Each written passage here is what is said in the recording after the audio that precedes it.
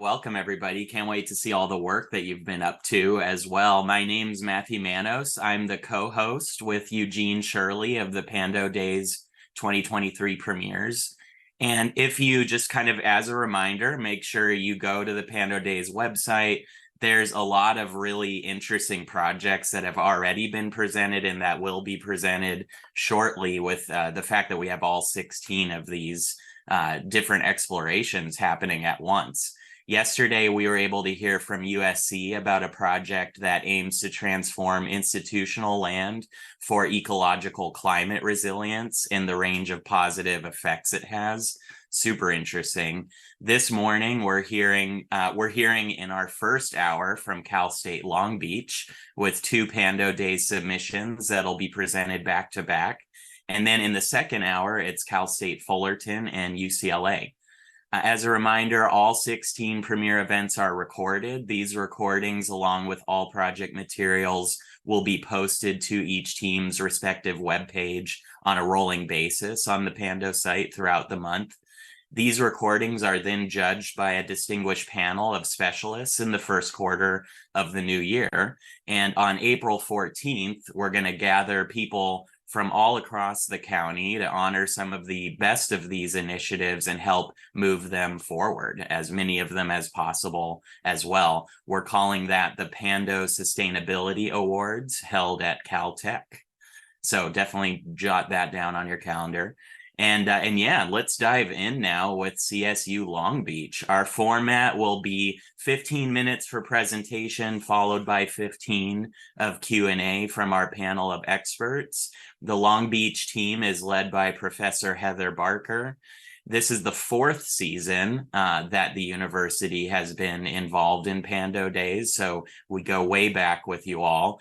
And there was a winning submission last year as well. This project, a new kind of multi-sensory experience that tells the story of endangered green sea turtles at the place where the San Gabriel River and Coyote Creek come together.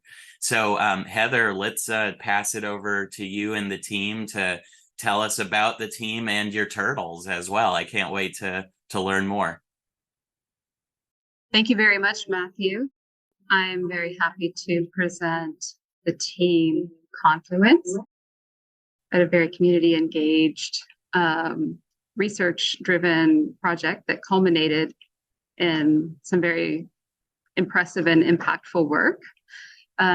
Here in Long Beach, the largest urban ocean city, which is always the context in which we work locally in order to make an impact for our environment through design processes. So I turn it over to Confluence. Hello, we are Project Confluence. We are the turtle folks. We're creating a sensory experience to enhance visitation at the San Gabriel River and call attention to the endangered, now threatened Pacific green sea turtles. My name is Divya. I'm the project manager and the design lead, and this is my team. We all come from diverse set of backgrounds and expertise. We also have Sean, our research lead and community outreach lead, and Anthony as well, who is also a research lead and a community outreach lead. Through our project, we have targeted these specific UN Sustainable Goals of life below water, life on land, clean water and sanitization, sustainable cities and communities. In addition to these goals, we also targeted LA County Goals 1, 3, 5, and 6 that all relate to resilient, healthy communities and equitable and access to natural ecosystems.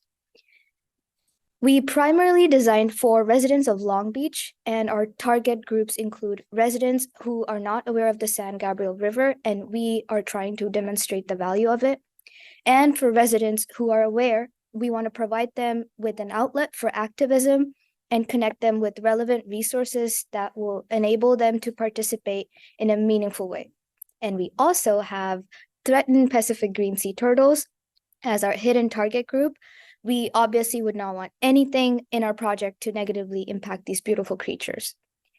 These green sea turtles are attracted to the warm water of the San Gabriel River, and the warm water is due to the nearby power plants. Some of the challenges that these turtles face are loss of nesting habitat, fishermen, climate change, and of course, water pollution. For demonstration, this was the original site that we plan to host our event at. This site intrigued us because of its beautiful greenery and preserved nature, but the city every few years or so cuts down all the trees, and this is its original state now. And through our vision of bringing a multi-sensory experience to the public of Long Beach, we were able to achieve our goals of educating, calling attention, bringing visibility, community engagement, and demonstrating value. And these goals align with the United Nations Sustainable Development Goals and the LA County goals as well. And Anthony will talk more about our project timeline. Thank you, Divya. So now we'll be going over our project timeline. So it starts off with our initial research, which consisted of independent explorations of Long Beach, which led us to the San Gabriel River as a particular area of natural beauty that a lot of people seem to not know. There is a low public engagement, so we saw that as an accessible public space for us to enhance value through a relatively simple and cheap process. We wanted to understand why many people didn't come here more often rather than just assuming it. We decided to gather quantitative data through surveys and spend time with people who are affected by not knowing about the San Gabriel riverbed. We surveyed a mix of CSULB students on campus and active community members through a turtle walk in Los Cerritos. Based on our data, it was clear to us that there was a lack of awareness of the San Gabriel River, which was a problem as 33 out of 70 people that we surveyed are not familiar with the river as a whole. 33 out of 70 people said they believe it'll just get dirtier, worse than it is right now. The results on our survey showed that overall people are currently unfamiliar with the San Gabriel riverbed and don't understand its value. However, despite all this negative data, 43 out of 70 people are still interested in learning more about the river's value, but just don't know where to start. And then now going into our plan event setting and the location. Owing to the pronounced intersection between the elements of concrete and nature of our initial site, we designated our project as Confluence, the Turtle Connection. Once we had determined the location and problem, we started ideating, which consisted of many brainstorming sessions, affinity mapping, and semi-structured interviewing to not only obtain qualitative data that is open-ended and will help us ideate, but also develop our solutions. However, over time, we had some development changes due to logistical problems within the initial site, and we were forced to change to a secondary location, which was the Edison Bridge. At the secondary location, we actually found that we had great visibility and used it as a natural asset as the bridge. We had a very high success rate of viewing the sea turtles in that location as a result. We moved on to creating our project prototype, which included this twin motion video to sort of get a general sense of what we want, how we wanted to lay out the foundation of our project, and how many people might flow through this event, such as a journey map. Subsequently, we proceeded to strategically engage with the dynamic community members whose objectives resonated with our own. The rationale behind alliances with established local organizations stemmed from our recognition of their expertise and knowledge about the green sea turtles and their capacity to guide in addressing this complex issue. Our outreach efforts resulted in meaningful connections with reputable entities such as the Aquarium of the Pacific, the Southern California Sea Turtle Monitoring Program, and the Teen Climate Council. The collaboration with these esteemed community partners significantly contributed to the achievement of our project goals. Next, we gathered our community together. So we did some social media outreach to try to raise awareness about our event to people. Our comprehensive marketing strategy unfolded seamlessly across diverse online platforms, ensuring widespread visibility and engagement. We strategically leveraged the expansive reach of social media platforms such as CSU subreddits, Long Beach Facebook groups, and Long Beach Discord communities to tap into the vibrant online communities of our target audience. We also reached out to people that filled out our surveys as they sent us their emails. And lastly, we also had an AR filter that would give you facts about sea turtles when you filmed yourself with it to get more engagement. And now I'll pass it over to Sean to talk more about our pilot event. So after we had completed our research and our ideation phase and we had a good idea of what we wanted to do, we decided to have this pilot.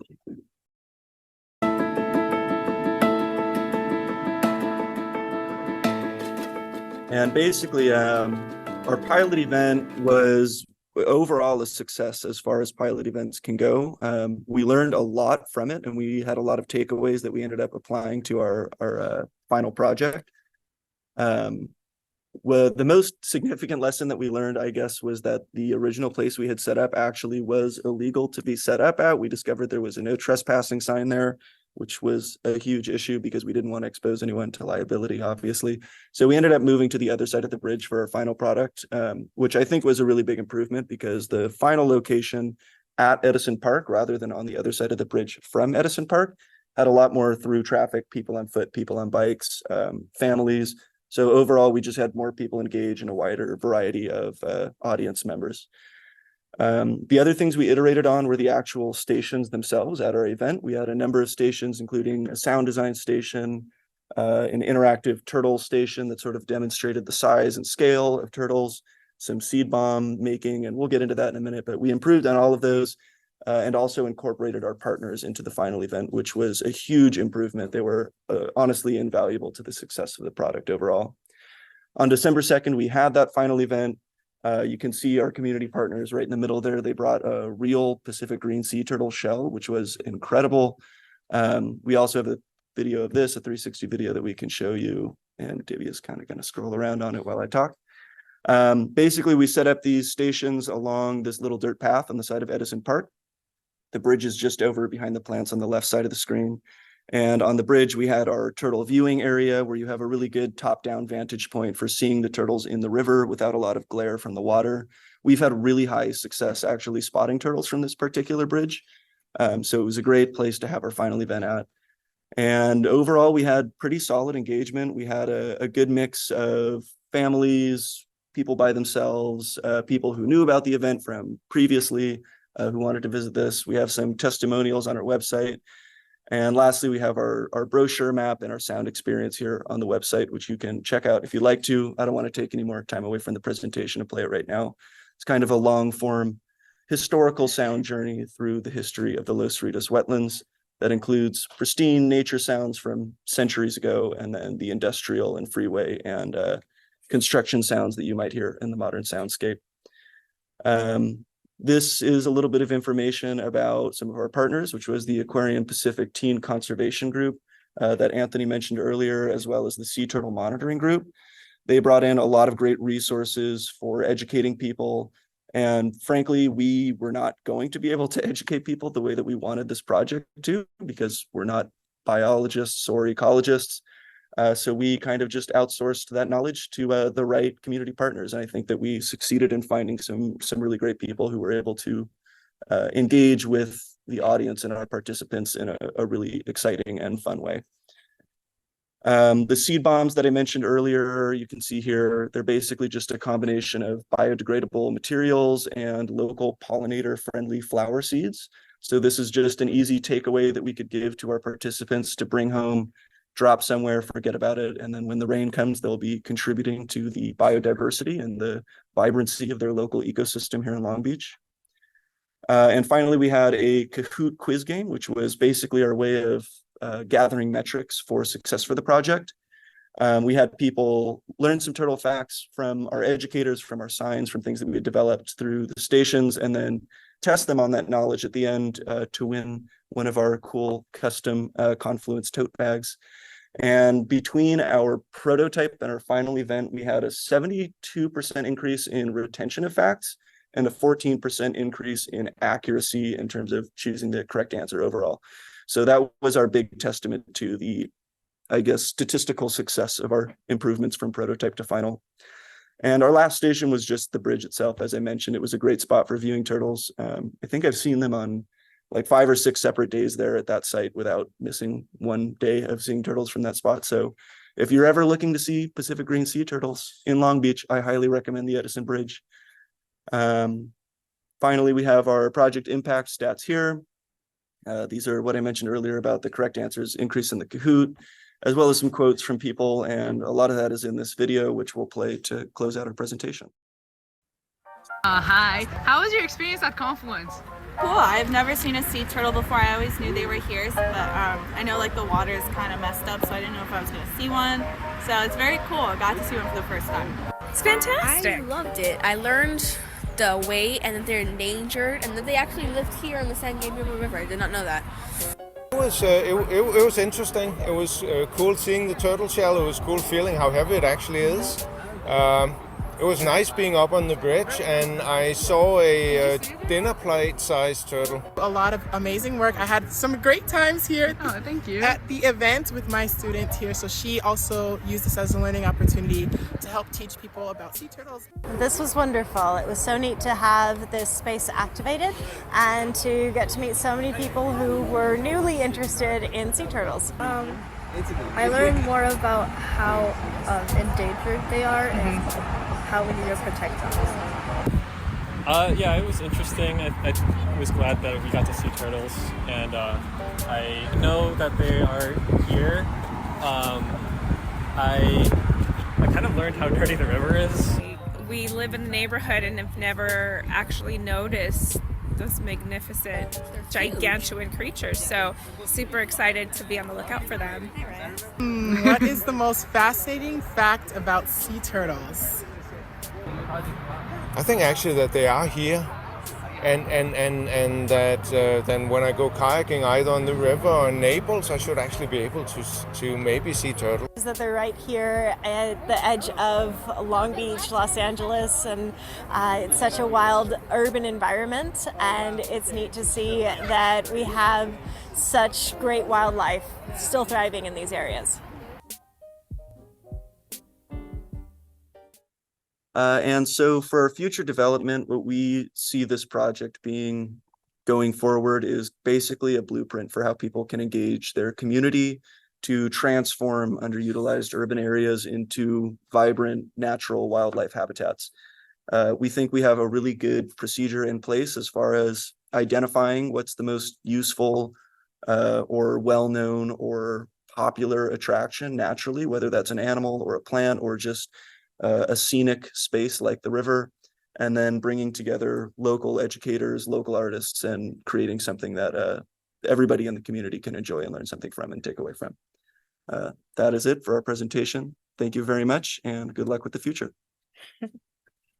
All right, wonderful job, team. I loved seeing the process and how you laid out this story for us as well, especially, you know, just little details like the map moving around, you know, to really kind of like contextualize where we are, the use of multiple types of media, you know, to bring this to life. I think all of that is really, really exciting and helpful as well. I want to bring in our guest experts and see what they think as well. We'll have some time of reflection or response to this project, as well as if there's a question. Also, this morning, we've got Carlos Lopez and Kai Zhang with us, both from Bureau Happold, the engineering firm that drafted the LA County Sustainability Plan, which obviously, you know, was that starting point for Pando Days projects and getting the points of alignment and inspiration there. So we're really delighted that they're here, and also that Bureau Happold is also a distinguished Pando Days sponsor. Carlos is an associate principal at the firm, and he has been taking points throughout LA as far away to India. So he's working in all kinds of places, a trained engineer at Cal Poly Pomona, which we have a fondness for because of Cal Poly's strong Pando Days submissions in the past as well. And then we've got Kai here, at Bureau Happold graduate mechanical engineer, whose work at UT Austin was in architectural engineering. The work of Kai and Carlos both has them focus on bringing these big ideas down to earth, translating big vision into nuts and bolts reality as well. So we're going to get a really great perspective from you both, and I thank you for being here. And Carlos, why don't we start with you on any kind of thoughts that are going through your mind from this project? Yeah, you guys, it was a great presentation that you guys had shown. I have an affinity for the San Gabriel River. It runs through my hometown of Baldwin Park, where the Santa Fe Dam is at, and the Little Dalton Wash, which connects to the San Gabriel River.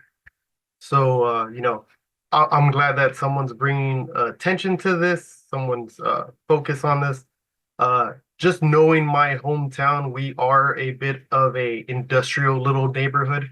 We live near the city of industry, Pico Rivera, El Monte, all known for its industrial levels of employment, and they all seem to congregate on that river everywhere you go. So, was there any thought about reaching out to those neighborhoods, reaching out to people in that neighborhood to see what they thought? Because I could tell you from my own experience, I didn't know turtles were at the end of that river. I just knew it came from the mountains, and sometimes it would come through my hometown, the little river that we had. Yeah, so I think part of the kind of the spirit of the project was calling attention to everyone who lives upriver of us to what a valuable resource it is down here at the Los Cerritos wetlands. We were pretty focused on Long Beach specifically, just because that's where we're at. Unfortunately, because of the development of concrete riprap along, I think it's something like 100 or 200 miles of the San Gabriel River, the turtles don't get up past basically the Coyote Creek confluence. That's literally as far as they can go in the river at the highest tide. But I mean, ideally in a perfect world, we would be restoring wetlands all the way up through basically Pico Rivera and recreating that habitat for the turtles. Yeah, that would be my ideal future, but I don't know whether that was within the scope of our project. But certainly raising awareness about the downstream effects that those kinds of industries can have up there would be something that we would be interested in calling attention to going forward. Yeah. Understood. Yeah, Carlos, do you have any follow-up to that? Otherwise, I can throw it to Kai as well. No, I think if you guys stuck to the crux of your guys's project, which is great, but knowing the end all goal is always going to be a larger part of this, right? There's always going to be something down the line that may inhibit what your ideal goals are. And so reaching out, making sure public awareness is important. I always, even if it's not in your purview, we tend to go to that next extra level every once in a while to see what can we do, what can actually be done based off the response of the public. Great point. Thank you, Carlos.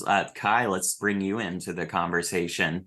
Hi, yeah, great presentation. I loved the linear web-based format of it and the story it wove, just like Matthew said. At the end, you did mention that you wanted to create a more permanent installation, perhaps with the help of the city. I was wondering, do you have any action items in order to get that done? And maybe have you thought about a smaller, more local installation, perhaps something around the university to help raise awareness from the bottom up? We actually spoke to our partners, Aquarium of the Pacific, and the lead volunteer manager is Cassandra, and we are communicating with her on how we can permanently install our sound experience and the rest of the project as well. And we were also invited by the Teen Climate Council for their annual fest in April of next year as well. So see, very exciting. Thank you. Yeah, congratulations. So maybe one question that I would throw to the group is, what was something maybe that particularly surprised you as you were working on this project? Was there, anything that it kind of changed the way that you think about things, or, you didn't realize those turtles were there, or, very curious to hear. Yeah, honestly, for me, I was just surprised about turtles in general. I'm from Pico Rivera. I live like literally right next to the San Gabriel River right there that goes along Pico Rivera. And I always thought that place being somewhere that just bikers could go and just like bike for miles. But I had no idea some place like in Long Beach would contain like so many turtles, a lot of water in the river. Most of the time, the riverbed in where I live is like dried up. So I was very surprised and impressed by like the amount of action we've done so far. And almost half of our team is international students. So it was kind of fascinating that we were able to witness the green sea turtles here. Yeah, that's wonderful. For me, coming from Long Beach, I've known about the turtles for many years, but in the actual like hard research and interviewing stage, I was really surprised to learn how prevalent they are. There's actually like, I guess, on the order of hundreds of turtles within the Long Beach area that live here permanently. And some of the experts that we were talking to were saying they're not even confident in the numbers because it just keeps increasing the number of new turtles that they're tagging every year.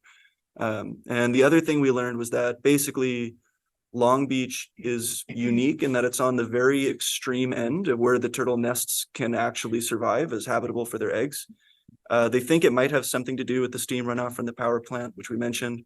They're actually not sure yet because they've only been aware of the permanent presence of the turtles for about a decade. But overall, it seems like Long Beach will serve as kind of a last refuge for these turtles as habitats are destroyed by climate change in south-lying places. So I think that outstanding role that it serves for the turtles was really an important and valuable discovery that motivated a lot of our passion towards working on this project. Yeah, that's wonderful. I think, it just shows how useful a project like this is because it changes the way that you think about the space that you're immediately in, so I think that kudos to that for this team as well.